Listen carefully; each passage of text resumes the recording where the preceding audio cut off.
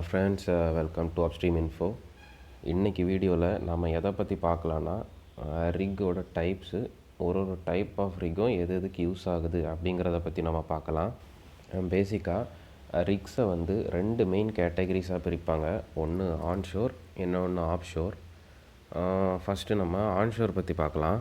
Land rig எல்லாமே onshore கேட்டகரியில் தான் வரும். லேண்ட் ரிக்கோட ஆப்ரேஷன்ஸும் ரொம்பவே சிம்பிள் தான், ரொம்பவே ஒரு பிகினர் ஃப்ரெண்ட்லின்னு சொல்லலாம். ஸோ ஃப்ரெஷர்ஸ் என்டர் ஆகிறது மோஸ்ட்லி ஆன்ஷோரில் ஏறுறது நல்லது. ஏன்னா அங்கே லேண்ட் ரிக்கை பொறுத்த வரைக்கும் ஆப்ரேஷன்ஸ் ரொம்பவே சிம்பிளாக இருக்கும், நமக்கு வேலை படிக்கிறதுக்கு ஈஸியாக இருக்கும்னு சொல்லலாம். லேண்ட் ரிக்கை மூணாக பிரிப்பாங்க, ஒரு செக்ஷனையும் தனித்தனியாக சொல்லுவாங்க. அதாச்சும் ட்ரில்லிங் நடக்கிற அந்த இடத்தோட பேரை ரிக் மாடியூல் அப்படின்னும், ஸோ மட்டு இந்த சர்க்குலேஷன் சம்மந்தப்பட்ட விஷயங்களை மட் மாடியூல்னும், பவர் ஜெனரேஷனுக்குள்ள யூனிட்டை பவர் மாடியூல்னும் சொல்லுவாங்க.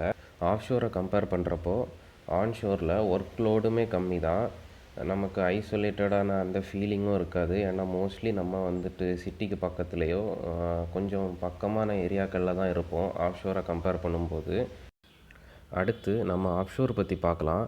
ஆஃப்ஷோர்னு வரும்போது வேறு டைப்ஸ் ஆஃப் வெசல்ஸ் யூஸ் பண்ணுவாங்க. காமனாக யூஸ் பண்ணுற வெசல் டைப்ஸை பற்றி ஒன்றா பார்க்கலாம்.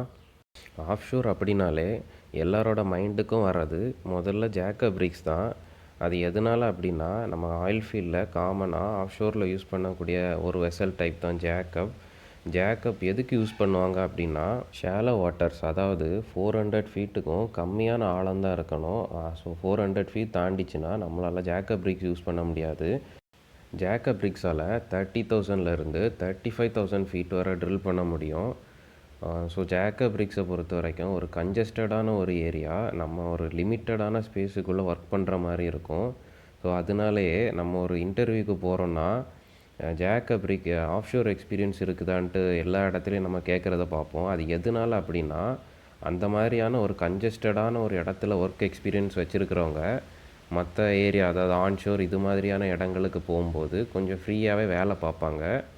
அப்படிங்கிறனால தான் ஆஃப்ஷோரில் நம்ம ஒரு 28 டேஸ் ஷிஃப்ட்டுக்கு வரோன்னா 28 டேஸுமே நம்ம ஒரு ரிமோட்டான ஏரியாவில் தான் இருப்போம். நம்மளால் வெளியே போகவோ இல்லை மக்களோட மிங்கிள் ஆகவோ முடியாது. நம்ம ரிக்கில் யார் இருக்காங்களோ, எந்தெந்த நேஷ்னாலிட்டி இருக்காங்களோ அவங்க கூட தான் நம்ம ஒர்க் பண்ணுற மாதிரி இருக்கும். ரிக்ஸை பொறுத்த வரைக்கும் நம்ம நார்மலாக பார்க்குற 9 to 5 ஜாப் மாதிரி கிடையாது. நம்ம 12 ஹவர் ஷிஃப்ட் பார்க்குற மாதிரி இருக்கும், 28 டேஸுமே பார்க்குற மாதிரி இருக்கும். ஸோ நம்ம வந்து ஃபிசிக்கலாகவும் மென்டலியும் ரெடியாக இருக்கணும். அடுத்து நம்ம பார்க்க போகிறது செமி சப்மர்சிபிள் எதுக்குன்னா, அதாவது டீப் வாட்டர்ஸில், அதாவது 9500 ஃபீட் வாட்டர் சீ டெப்த் வரை யூஸ் பண்ணிக்கலாம். ஜாக்கப்பால் அவ்வளோ டெப்த்து போக முடியாது. ஸோ அதுக்கு யூஸ் பண்ணுறது தான் நம்ம செமி சப்மர்சிபிள். ஒரு அட்வான்ஸான ஒரு வெசல்னு சொல்லலாம். ட்ரில் ஷிப்பும் சரி, செமி சப்மர்சிபிளும் சரி, கொஞ்சம் பார்க்குறது ரேர் தான். ஒரு அட்வான்ஸான ஒரு வெசலு.